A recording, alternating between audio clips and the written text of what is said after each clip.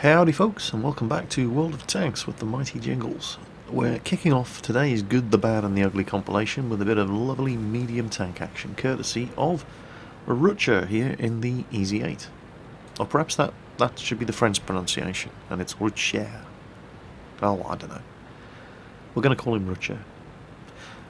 In case you're confused, because there are two American Tier 6 medium tanks, the Easy 8 is not the one with the same frontal armour as the Tiger. It does have a surprisingly trollish gun mantlet, but bouncing shots in the Easy 8 is more down to luck than judgment. The Easy 8 is just your regular medium tank. It's very mobile, the armour is terrible, and it has a rapid firing 76mm gun.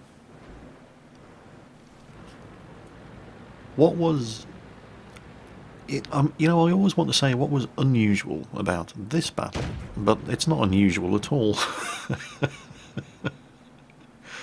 There's a whole bunch of tanks here. Tiger P, there's a T-34-1 up there, there's a Comet up there. I mean, these guys are all Tier 7s. He's in a Tier 6 medium. He does have some Tier 7 support, however. What's unusual about this replay is the way these guys all work together. The IS, Rutger's Easy 8, and this Tiger that just appeared. These guys are not platooned together. This is just some of that random teamwork that every now and then pops up between random teammates. The IS has got problems with the Comet. Rutger comes around, starts putting fire into the T-34-1. The IS immediately backs him up, helps him take the T-34-1 out. Despite getting shot at by the Comet, they then turn, use the terrain to protect themselves from the Tiger P, and start working the Comet over.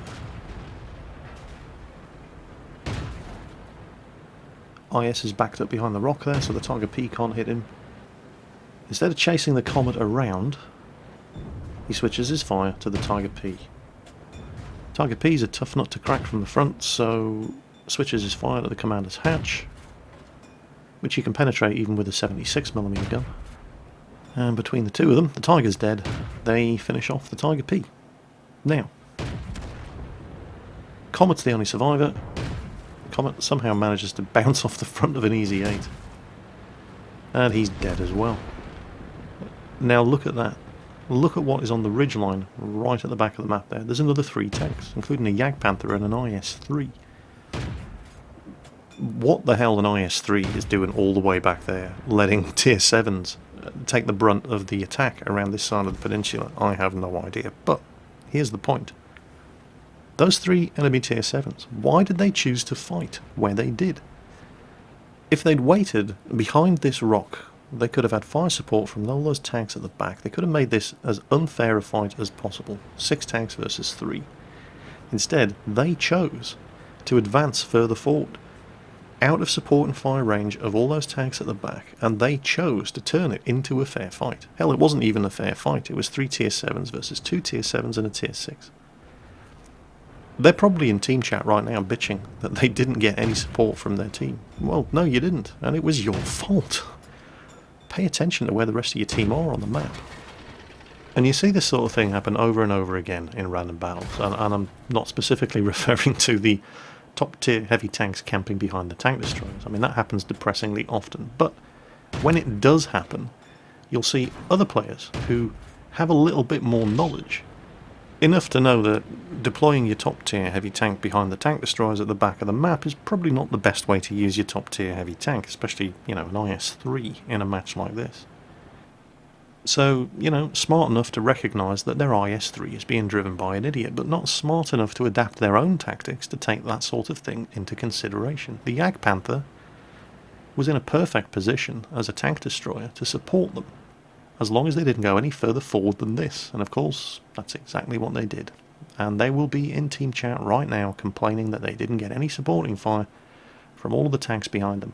You didn't get any supporting fire from all of the tanks behind them because you chose to move into a position where those tanks couldn't support you. Whether those tanks were deployed in the wrong position or not, you made the decision to advance out of the range of their supporting fire.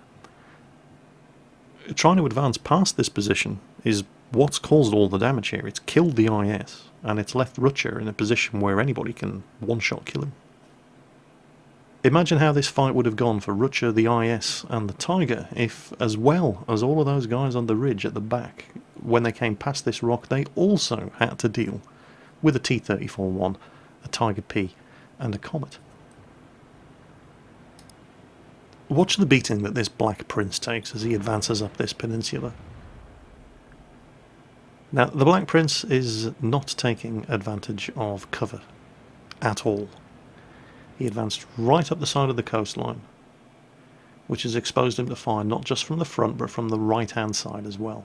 Rucher's looking around, wondering if this Tiger is ever going to move, and the Tiger's probably looking at the beating the Black Prince has taken, and he's just thinking, nope, not going to do it.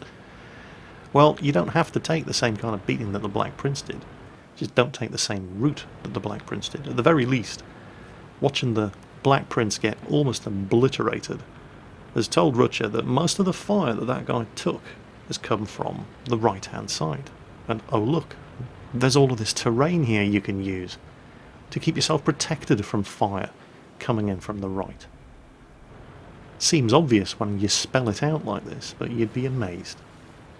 Black Prince is a very well-armoured machine, but it's only well-armoured if you can angle it, and in order to angle it you have to know where the enemy guns are firing from. If you do not know where the enemy guns are firing from, why on earth would you drive it across a route that allows the enemy to fire at you from two different positions? Why not take the route that Rucher took, which allows the enemy only to fire from one side?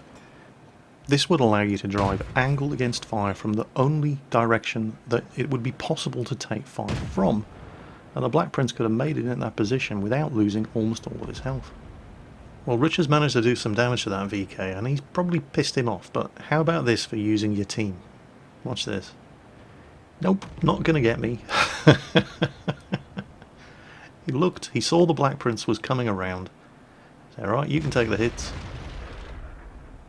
VK suddenly not quite so brave. He's thinking, oh crap, there's two of them. But still, it doesn't pay to put too much faith in your teammates. Black Prince, 152mm of frontal armour. The VK's gun, 132mm of penetration. And the Black Prince still drives sideways around the corner. Allowing the VK to put shots into his side armour and taking unnecessary damage. So yeah, use your teammates where possible, but try not to overestimate them. You'll notice how Rucher does not drive through the cap circle while he's looking for the enemy artillery. As it happens, it's irrelevant in this particular situation because there's a Jagdpanther sitting in the cap circle anyway, artillery wasn't where he expected them to be anyway, but the point remains. When you're in this kind of position where enemy artillery is the only one left, driving through the cap circle just announces your location to him. And he's going down swinging, he's killed a T1 heavy, good for him. But in the kind of situation where enemy artillery is likely to be sitting waiting for somebody to come and finish him off, just driving through that cap circle tells him exactly which direction he needs to point his gun to take you out before he gets killed himself.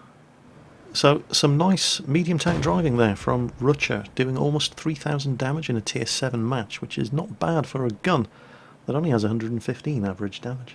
Next up we've got Scrap Metal in the Lorraine 155. Now, you might be thinking, oh great, an artillery replay. Well, trust me. Trust your Uncle Jingles, this is not your average artillery replay. It does start off looking like your average artillery replay, but it isn't. And even if you don't drive artillery, and most of you, I know, don't drive artillery, you can learn a thing or two from watching how they play, in order to avoid getting killed by the bastards. So watch what Scrap Metal does here, how he does it, why he takes the shots that he does, and how easy it is for him to take the shots that he does, and rack up the damage that he does, because of enemy tanks that are just not artillery conscious. As far as the matchmaking is concerned in this particular match, it was pretty even. Both teams have got some very good players. They've got plenty of above average players, and very, very few below average players, so this game really could have gone either way. It does promise to be a good, close fight. Scrap Metal initially, he's looking for those obvious camping spots, where people like to give their position away early on by taking shots at tanks rushing the middle, but nobody's really rushing the middle other than this IS-3. Now the IS-3, possibly he has Sixth Sense on his commander, so he knows he's been spotted. And good IS-3. Smart IS-3. He doesn't just poke his nose around the corner, get slapped by all those tank destroyers and artillery. He's put himself into a safe position. He's going to sit there and he's going to wait. Instead of sticking his nose around the corner and getting spanked, he's going to sit there and he's going to wait for the enemy to come to him. AMX pushing up. And that has got to be Sixth Sense at work, right there. As soon as the AMX got within 50 meters of the IS-3, they both detected each other. The IS-3 instantly backed up, tucked himself up against the side of that rock wall. He's 100% safe, and the AMX-12T doesn't want to go face to face against an IS-3. Shot went in there. That may have been the M44 trying to lob a shot over the cliff and hit the IS-3, but it missed.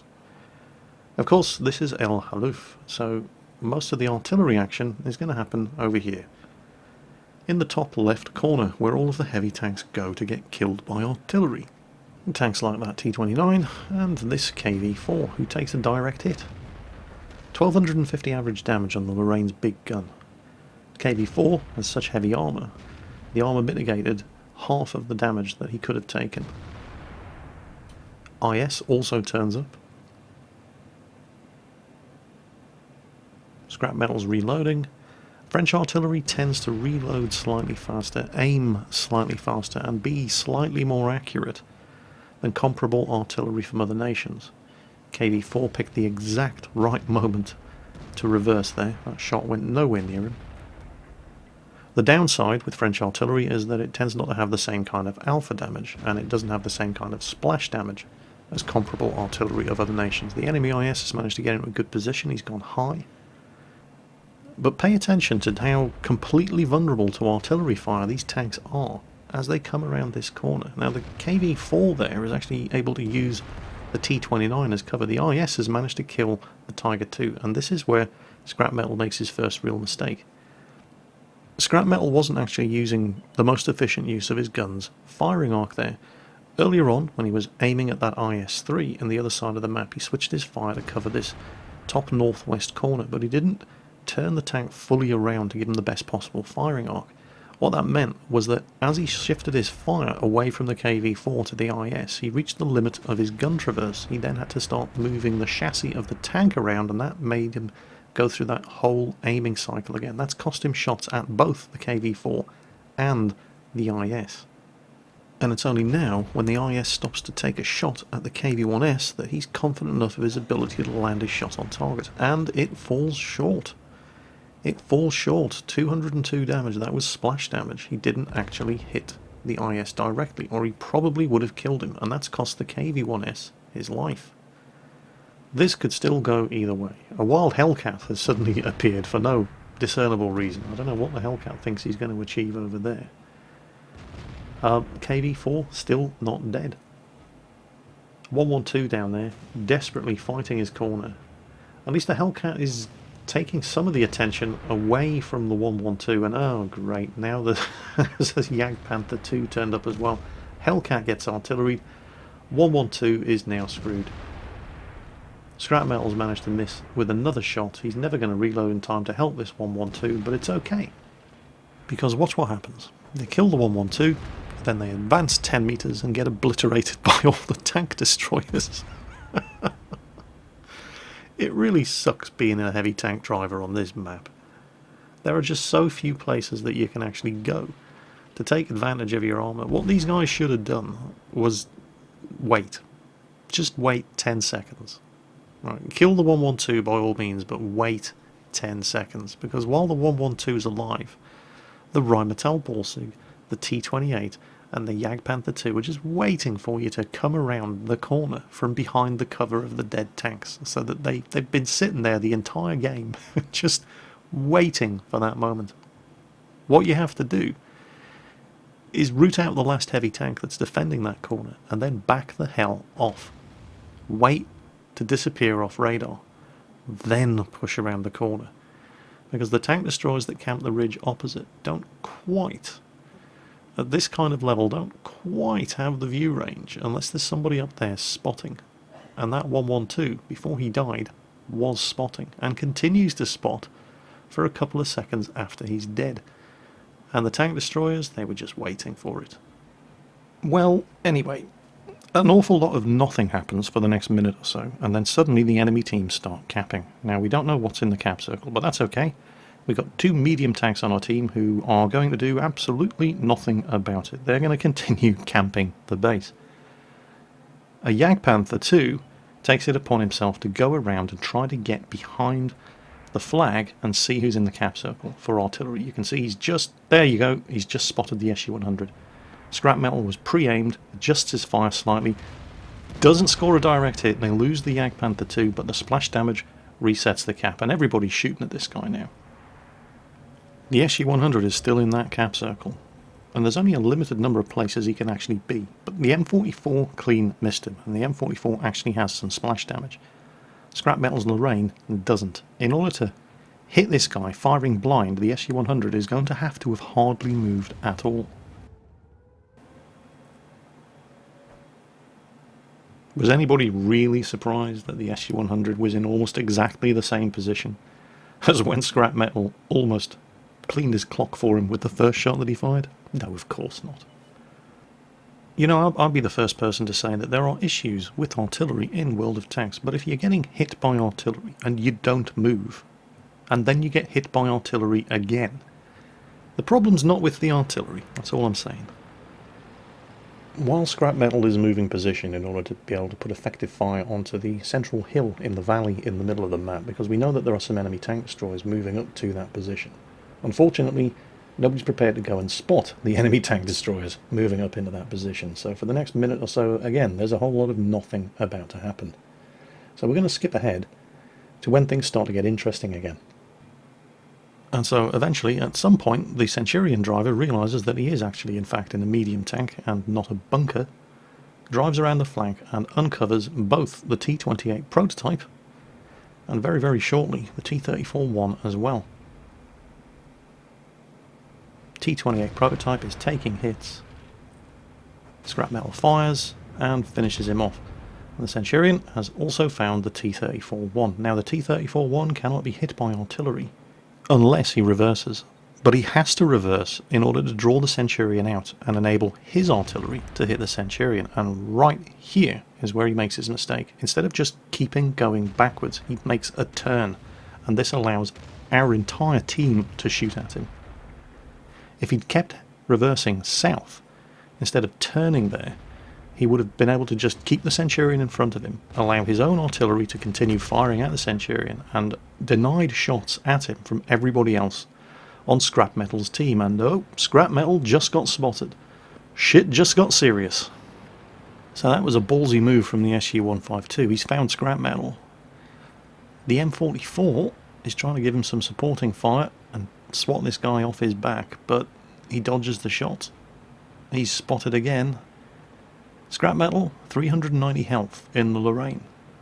The SU-152 is using one of the 122mm guns, not the 152mm howitzer. Average damage, 390. So, he's got to get out of here. Enemy artillery is likely to have reloaded by now, and is going to be aiming at him. He's the only thing spotted on his entire team. There's nothing else for artillery to shoot at. He gets lit up again, but he manages to get into cover. He's safe from the SU-152. Again, people are taking shots at this guy. They're trying to kill him for it. But right now, it's not the SU-152 who's liable to punch his ticket. It's going to be the enemy artillery. And I'm actually pretty surprised that the enemy Lorraine driver has not yet fired a shot at him. It just doesn't make any sense. The SU-152 pops up again, which of course means he is also detected. By the sound of it, the Rheinmetall Borsig or somebody just blew his tracks off, but he's used a repair kit. He's going for the Rheinmetall Borsig. Scrap Metal gets around behind him. Rheinmetall Borsig finishes him off. Why did artillery not fire at him? Pay attention to the Rheinmetall Borsig, driving away there on 60 odd health. The reason artillery didn't fire at Scrap Metal was because he was focusing on the Rheinmetall Borsig. Now, I don't mean to imply any criticism of the enemy Lorraine driver. I'm not sitting here saying, oh, typical artillery. always going after the easiest kills with the lowest health. The Balsig was a valid target. He was a dangerous player, he had 3 kills to his name. He needed to die. Unfortunately, or fortunately for scrap metal, artillery had to pick one of the 2 of them to go for. He killed the Balsig. Now, our Centurion is still sitting there in the cap circle, apparently unaware that he does not have time to win this game by capping. It's going to take more than 2 minutes. For him to finish capping, there isn't 2 minutes left on the clock. Now, judging from the Centurion's performance so far, I certainly wouldn't want to be in a position where we were relying on him to kill anything for us, but you can use him as a lure. While he's sitting there in the cap circle, he's basically announcing to the enemy team, "Hi, here I am over here, please come and shoot me." And the enemy team doesn't waste any time doing exactly that. Very, very shortly, that Centurion is going to find out the hard way exactly where the Rheinmetall Balsig is. The Balsig hits him once. Both artillery, by the way, are screaming to the rescue. The Balsig hits him twice. The Centurion is now scrabbling for cover, trying to get the rock between himself and the Balsig, which is just going to make him an easy kill for enemy artillery. But enemy artillery have just spotted an even juicier target. While scrap metal's coming around the rear, the M44, look at him, he's coming up in front of... Surprise, it's me! Boom! Takes out the Centurion. Boom! Takes out the Rheinmetall Balsig. And boom! The enemy Lorraine punches the ticket of the M44. Scrap metal actually did damage to himself there. He was so close when he fired his high explosive shot. That's actually one of those incredibly rare occasions where you're actually grateful for the terrible splash damage performance of French artillery. If he'd been driving anything American there, he would have probably killed himself in the blast. But now it's 1-on-1. 2 artillery enter, only 1 can leave. There's less than 20 seconds on the clock. They're only going to get 1 shot each. Watch how close this is. Oh, how much health? What a finish. Today's final replay is a platoon effort. This is from Holy Requiem in the AMX 5120, Schizo in the IS-7, and in the E100, Touch Me Harder. I love the name. This is a North American server replay on the Kharkov map. These guys platoon together regularly, and that is going to become obvious when you see the way they work together. At the risk of giving away any spoilers, we'll just say that Touch Me Harder, Schizo and Requiem have been desperately chasing a crucial contribution medal.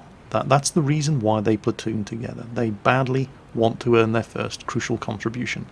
And this game is one of the most exciting games of World of Tanks I can remember seeing in a long, long time. I was literally on the edge of my seat for almost this entire game. And it will become pretty obvious when you see the way these guys work together that they platoon together a lot. Now, Touch Me Harder has initially loaded high explosive anti-tank premium ammo. He's loaded for bear with his first shot fired, obviously expecting to run into tier 10 heavy tanks first, but that doesn't happen. First target he gets a clear shot at, there's a bit of a waste of the ammunition, it's right in the side of a T-44. So, a good solid first hit, but a bit of a waste of premium ammunition. And again, he's managed to get himself around behind this 1390. The 2 of them, the IS-7 and the 1390, this guy is really wishing he was somewhere else. Kills the 1390. Again, a bit of a waste of high explosive anti-tank ammo. Now there's a target down there, that WZ, who's a little bit more worth a high explosive anti-tank shot. And while he's reloading and aiming, he starts taking shots from the side. Takes the hit in the flank from the T-54, damage is already done, finishes off his shot at the WZ, sets him on fire, WZ uses the fire extinguisher. Holy Requiem pops out the AMX 5120 to put some shots into the T-54, an AMX 5100 appears. Holy Requiem backs off the 5100, harmlessly plants a shot into Touch Me Harder's tracks. Touch Me Harder is now reloaded. He's switched to regular armor-piercing ammo now. There's no reason to be using high explosive anti-tank ammo on these kind of targets. Now there's a threat over there to his right. There he is, and it's an IS-8. IS-8 puts a shot into him, bounces a shot from the T-54, comes around the corner, obliterates the T-54. The 5100 in all kinds of trouble now. Rams him, takes his tracks off. He's now got this guy side on in front of his buddy in the IS-7. Rams him again, does a little bit more damage. That was only ever going to have one ending. IS-8, T-44. Oh, IS-8's dead. Good stuff. Schizo in the IS-7 guns the engine, charges out around the corner to catch the T-44 before he can make it away. Done. Now, T-110E4 there, but they are being capped. And they look at the map and they see that not only are they being capped, but there's also a big old bunch of enemy tanks rushing to intercept and cut off anybody trying to go back and reset the cap. They've just lost another 2 tanks. So instead they rush back to the cap circle, trying to get there ahead of the enemy tanks that are trying. And there they are, Conqueror. Now it looks like a stock Conqueror, that looks like the Carnarvon turret. He's angled against his gun, bounces a shot from the Conqueror, plants one into him. Schizo, thank you, finishes him off. There's 2 tanks in the cap circle, a WZ and a T-110E5. They've got roughly 20 seconds to reset this cap. They're coming around this side, Schizo and Touch Me Harder. Requiem's coming around the other side, trying to catch them from both sides. 452A here, desperately trying to slow Touch Me Harder's E100 down. Takes the shot at the tracks, does it. He's not hanging around, he knows he has to get in there. Uses the repair kit, plants a big old shot into the side of the T-110E5, comes around. Touch Me Harder and Schizo both ignore the WZ. They leave him to Requiem in the AMX 5120. Instead, they're concentrating their fire, while Touch Me Harder is getting his tracks back up, on the T-110E5 instead. They're splitting the available targets between them. The only real attention that Schizo in the IS-7 is even paying to the 4502A on his flank is to keep backing up to reduce the effective fire the 4502A can get at him. Schizo kills the T-110E5, while Touch Me Harder is using him as cover from the 4502A. Plants another shot into him, turns around to see if Requiem has got the WZ-132. Schizo nails the 4502A, and Requiem finishes off the WZ-132. And now you can breathe again. The WZ-132 driver does start bitching that his team were full of bads. That's not actually true. Statistically, while it was a close match, the enemy team did have the better chance of winning. This was a 44%er for Touch Me Harder's platoon. This fight could still go either way. The Death Star, the FB215B183 over there, just got himself bum-rushed by the IS-7s. The enemy team have got more tier 10s than our team. Holy Requiem's AMX 5120 is a tier 9 heavy tank, and he's on such low health, he's now a one-shot for anything on the enemy team. Schizo's IS-7 is also pretty badly beaten up. He's got around about 700 health remaining. Touch Me Harder, side-scraping the corner here, and trying to see where those IS-7s have gone. Schizo going around wide, trying to increase the chance that they're going to spot these guys before they spot us. Holy Requiem in the 5120, staying behind, very wisely, letting the big boys go out and find, there's one of the IS-7s. How are they going to handle this? At the moment they're split apart, they can't concentrate their fire. Oh, there's the other IS-7. Okay, they're going to come at them from 2 different sides. Now remember, they don't know where that T-110E4 is. Or the KV-4. KV-4, not such a problem. The T-110E4 could be a big problem. Schizo lands a big hit on one of the IS-7s. Touch Me Harder lands a big hit on one of the others. Holy Requiem starts unloading his gun into him. The KV-4 fires. They've killed one of the IS-7s. Now the KV-4 has blown his tracks off, and the T-110E4 is behind him. He has used his repair kit. He takes a hit from the other IS-7. He's got to get down underneath the T-110E4's gun. T-110E4 fires, misses. He manages to avoid him.